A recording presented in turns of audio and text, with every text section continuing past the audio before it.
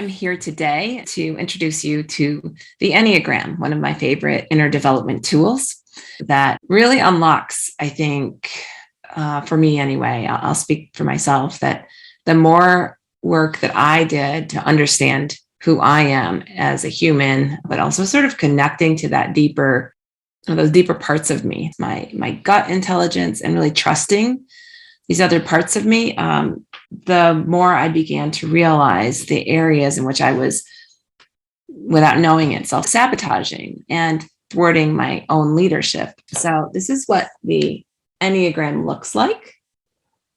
It's a circle. There are 9 different types. Some of you might think of DISC, or you might think of Myers-Briggs. It is a typology model. And here's how I would explain it and why it's going to be so useful to you as you become a change maker. As you probably know by now, we're not all the same. We're actually quite different. And so I'm wired a very different way than maybe you are. And my natural ways of showing up are quite different than most of the rest of the planet, right? But there are some patterns that are predictable and repeat themselves in nature. And these Enneagram types, these different 9 types, are one way of understanding our internal wiring, our pattern, our way of making meaning and making sense of the world and showing up in the world.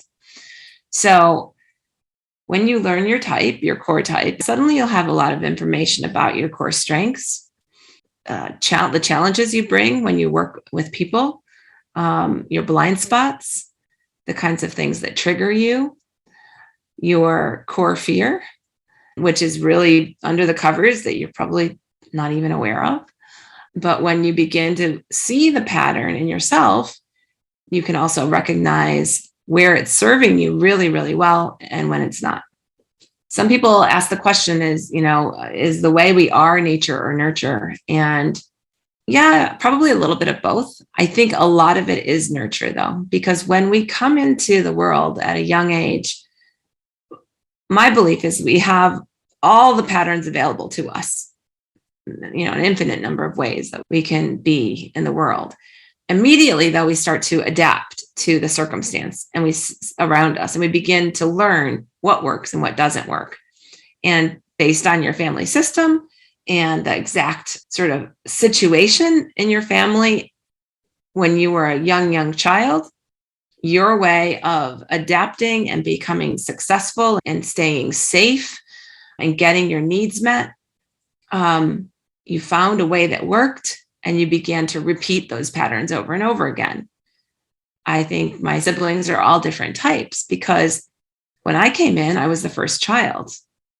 When my sister came in 2.5 years later, not only did that change my life, and I was still young enough to need to adapt to, now I'm not the center of attention anymore, but she was also colicky and she had a lot of needs because of the colic. So her sense of self and her way of coping was very different than mine. And so our Enneagram types are different. We're actually right next to each other on the Enneagram, but they're different. So it's really fascinating work. Once you discover the Enneagram, and most of the people that I work with really, really love it. They say it's scary accurate.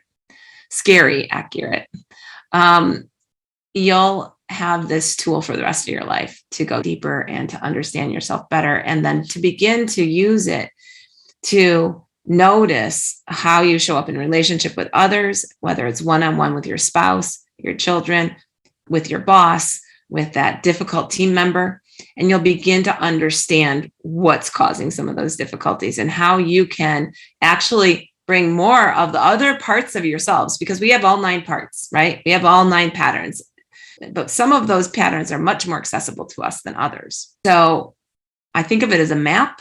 Once we understand our core type, we can understand what other parts of the map, what other parts of ourselves are most accessible that we can actually leverage to expand our ways of working in the world, our ways of showing up and being successful.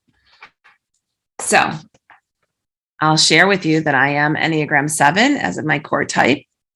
And as a 7, I have a 6 wing and an 8 wing. So I have access to both of these core patterns, fairly good access if I decide to develop and I want to develop those parts of me. I also have a developmental line to the 5, the quiet specialist, which I have developed quite a lot in my life. This is a person who needs to understand. That's also very strong in me. The 7 needs to explore and have lots of options. And then I have the line to the 1, the strict perfectionist, which I know was a big part of me actually growing up. And I kind of disenfranchised that part of me in college because I couldn't be perfect. But I still had that idealist part of me that still shows up very much in my personality. So we aren't just our type. We have all 9, and then we have a certain blend that we're quite familiar with. And as we get to know ourselves better and get to know the 9 patterns and ways of coping better, our relationships improve, our ability to lead others improve, our ability to deal with conflict improves. It's really quite an interesting journey, and I can't wait to take you on it.